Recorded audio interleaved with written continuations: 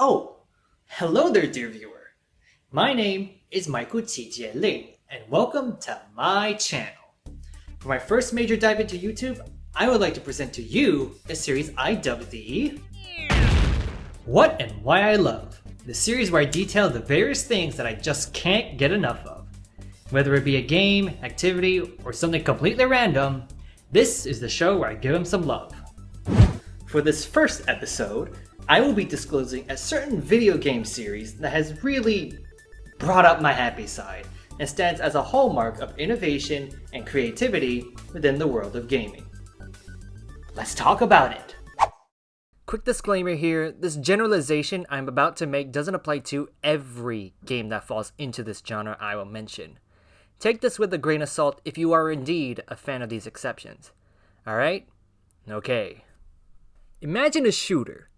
You know, those types of games where you point a firearm at another person and shoot him to win and are massively popular in the gaming landscape. Bloody, loud, gritty, and gray. Pretty bog standard for what the majority of the industry is pumping out now, right? But what if we strip all of this away, one by one, piece by piece, and find the core essence of what makes a shooter, and tweak it? Add this, that, add these, add a cast of highly evolved, sentient, and endearing sea creatures, a heavy dose of 80s and 90s culture, and...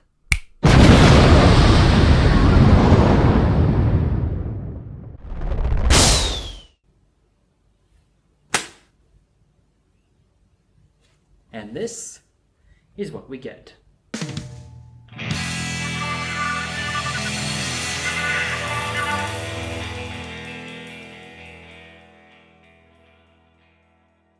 Well, that surely was a weird combination of ideas, wasn't it?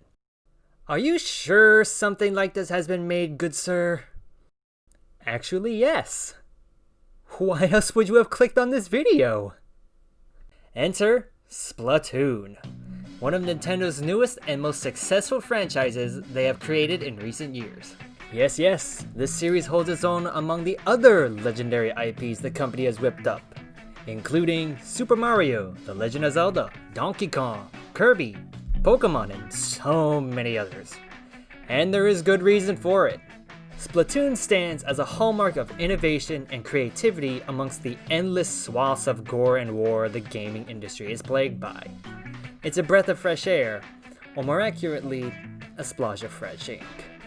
However, my journey didn't start with this game, no. It started with its sequel, Splatoon 2. Want to learn more? Let's dive right into it.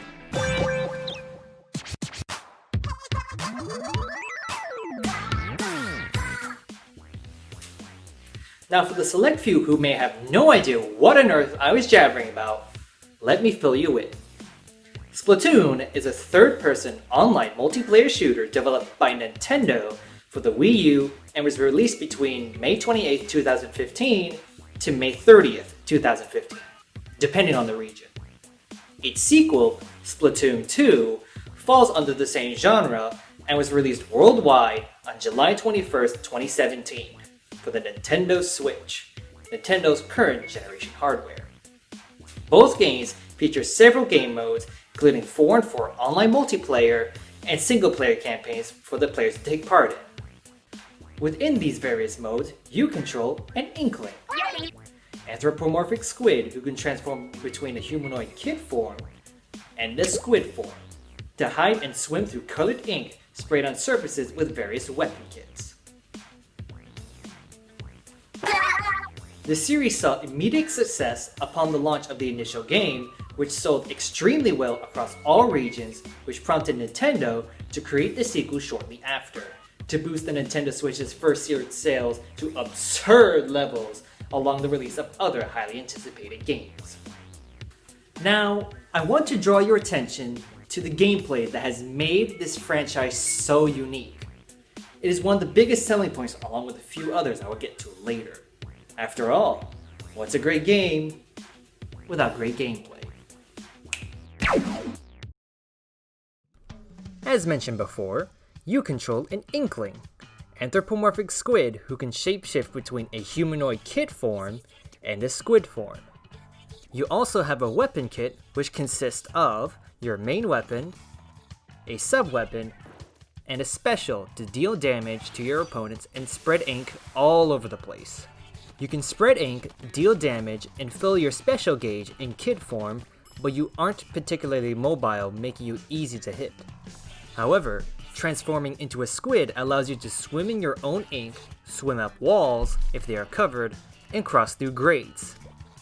Doing this grants you greater mobility, as well as being able to hide from the enemy and replenish your ink supply in the process, at the cost of not being able to attack without changing back into kid form. Thankfully, transitioning between these two modes is very quick and easy, which gives you many different options to approach any situation. On the flip side, enemy ink is slower to move across in humanoid form, cannot be swum through, and deals damage to you.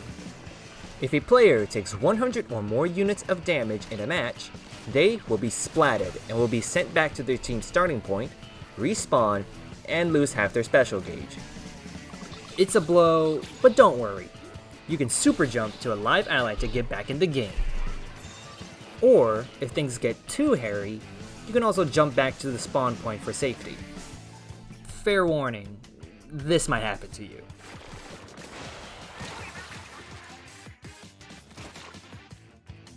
Now, I know what some of you are thinking.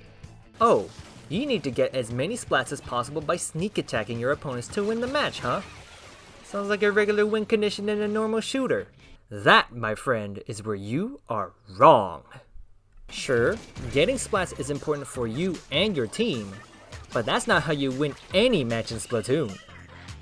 Instead, it's all about teamwork, coordination, and covering as much ground in your ink color as possible.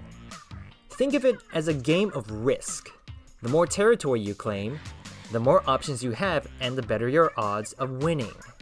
In Splatoon, you and your teammates have to gain territory by strategically inking, which in turn grants you more movement options and safe spots to engage your foes and win.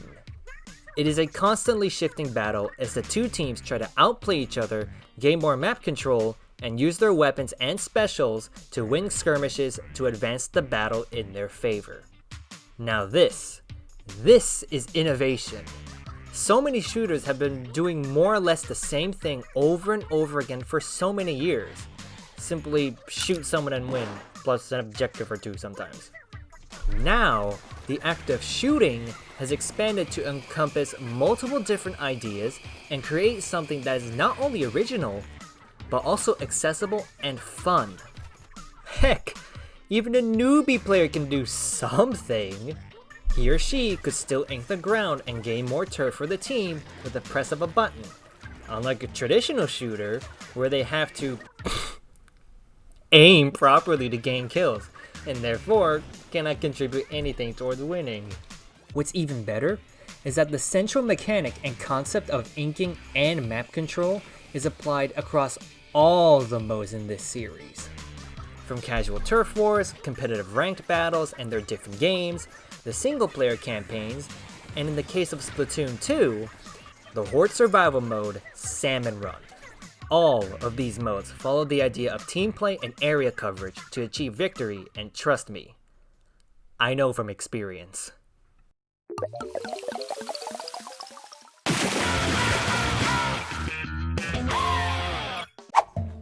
Now, gameplay is great and all, but how are you going to attract an audience to experience it? How is a company going to advertise to everyone that this game is fun and that anyone could pick it up and do fine? This is another area where Splatoon shines and is yet another major selling point: its presentation and visual design. As you may have noticed by watching this video, Splatoon pops with color. Compared to most other AAA franchises in the industry, Splatoon sticks out like a sore thumb, in a good way. However, it certainly isn't unique in that aspect alone. Nintendo, along with many other studios, create colorful and vibrant games all the time. That's part of their identity. But I'm convinced that color is one of, if not the main principle of design the developers focused on when creating Splatoon. Well, after the gameplay. That's more important. Like I mentioned before, Splatoon heavily deviates from traditional shooter games by introducing new and unique elements into its gameplay to create a brand new and fresh experience. This stems into its design and presentation as well, emphasizing color and fun over the typical gray and bloody. Everywhere you look, even in the dense urban jungle the game mostly takes place in, the world is brightly lit with sharp, vibrant colors breaking up the earthy and man-made tones of the city. The various logo and graffiti designs help accentuate the sense of cool the game gives off, which helps to create an inviting place to hang out in regardless of your age group. It also helps that a large portion of the graphic design and fashion is based off skateboard culture and the 80s and 90s, further emphasizing that sense of cool that targets a general audience. The developers really struck a great balance between realism and stylization to make the world of Splatoon not only visually interesting and inviting, but also grounded enough to suspend your disbelief that this is still a fictional place. These elements I just described also apply to the stages and levels you play in their respective modes. Each stage and level you encounter is set in a unique location with various layouts, mechanics, and landmarks that make each one stand out from the other, and again, are well lit up, allowing you to soak in the colors and details, even in low ambient light. While it is true that many other games have created locales that are stylistically similar to these playable stages, the element that makes Splatoon's presentation all its own is the ink. I'm sure you've seen it by now, but the ink adds so much life and energy to the world of Splatoon. If this series didn't have this mechanic in place, some of the locales would admittedly look rather dull, at least in my opinion. Compare this image to this one. It more or less proves my point. That was the statement I more or less wanted to make this section, but there are so many other aspects of Splatoon's design that I can gush about for hours. For the sake of your sanity and this video's duration, I'll just briefly touch upon them here. First, the character design. Hot dang, does this series have good character design! There are many characters and species in Splatoon, and all of them have a level of depth and personality that heavily contribute to the already colorful and vibrant world. Each one of them have subtle quirks and design elements that reference the real-life sea creatures they are based on, and some of them are downright genius. As a biology lover, details like these make me appreciate the level of work the developers put into this game even more than I could have previously imagined. Also, they're just adorable. I'm gonna hug them all! Second, the music. Don't lie. You were bobbing your head at one point in this video. Nearly every song that plays gets you motivated through the compositional and instrumental choices made. The rhythm, tempo, pitch, and characterized vocals all have a place to keep you going and get your energy pumping. This certainly helps in a turf war or in a challenging level to stay focused on your objective. All the soundtracks were composed by, these three lovely musicians and cover a multitude of genres inspired by the popular music of the 80s and 90s. Accessible and appealing, it's ear candy for Inklings and us alike.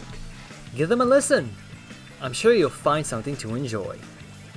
And finally, the weapons. I mentioned these earlier in the gameplay segment, as they are integral to how the game functions. I mean, what's a shooter without the shooting? Not just with typical guns and rifles though, no. But with all sorts of unorthodox yet effective tools to spread ink and still bring the big hurt. From shooters, to rollers, to chargers, to sloshers, to splatlings, to dualies, to brillas, and... yes.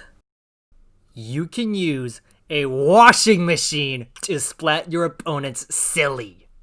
Man, I love this game. And speaking of weapons, you may have noticed that we have a special guest. Vicvillon, a competitive Splatoon player, a YouTube streamer, and content creator well known for her weapon ads and highlight videos. I've been watching her streams and following her channel for over a year now, and she is arguably one of the best examples for my final reason on why I love Splatoon: the community. Over to you, Vic. Are you a fan of Splatoon 2? Are you tired of playing the game, well, without anyone to talk to? With the power of the Splatoon community, you can turn that frown upside down. What is it that you're looking for? Do you just want to hear what other people think? The community built on Twitter just might be the place for you. Depending on who you follow, you can feast your eyes on competitive knowledge, tournament information, discussion about the deep, interesting lore of Splatoon 2, or even just fill your timeline with an endless amount of beautiful art. Sadly, most art is not made of squid ink, but that's okay, because many of the pieces do depict what you're looking for, squids. There are octolinks too, if that's what you prefer. If you're looking to chat more than read, the Discord community might be more your style.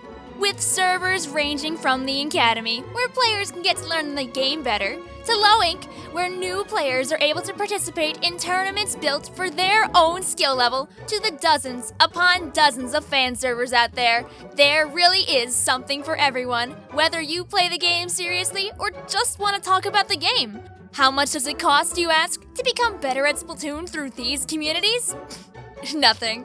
Except your time, of course. So if you're looking to socialize, these fine methods are two of the ways to do it. If you're looking to be entertained, though, just take a gander at YouTube and Twitch, which both have vibrant, active communities full of Squid Game fans just like you. Whether you're casual or competitive, there is a stream for everyone.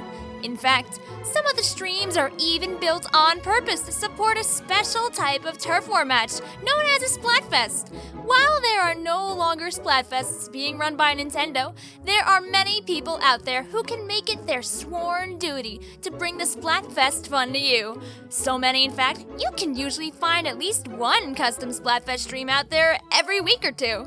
There's no time to waste. A community is waiting at your fingertips if you are interested. So go out there and get it. Thank you, Vic. That was incredible. So in conclusion, yeah, Splatoon is amazing. Its unique tone, style, and gameplay mechanics breathe new life into a largely stagnant genre and has brought many people who were once opposed to it, including myself, on for a colorful and fresh experience unlike any other. Boundary breaking is one thing, but breaking boundaries and executing it well is a rare commodity, and Nintendo did it. Splatoon most certainly stands as one of my absolute favorite IPs ever. No buts about it. And I hope this video convinced you why. Here's to a bright future for this franchise. Now for some post-commentary. This video was quite the undertaking, to say the least. I've always wanted to make this video and start a YouTube channel for quite some time now, but life and my senior year in high school got in the way more times than I would like to admit. I'm heading out to university soon, but I do want to continue making these sorts of videos for fun. My next video, however, is going to be more science focused, but don't expect it to come out anytime soon, unfortunately. Anyways, hope to see you all again, and have a good one. Goodbye, my friends. Oh, hey, you two. Wait, why are you two holding dynamo rollers? Oh no. Oh no. Oh no. I'm sorry. I am sorry I dropped you guys. Please don't hurt me. No, no, no!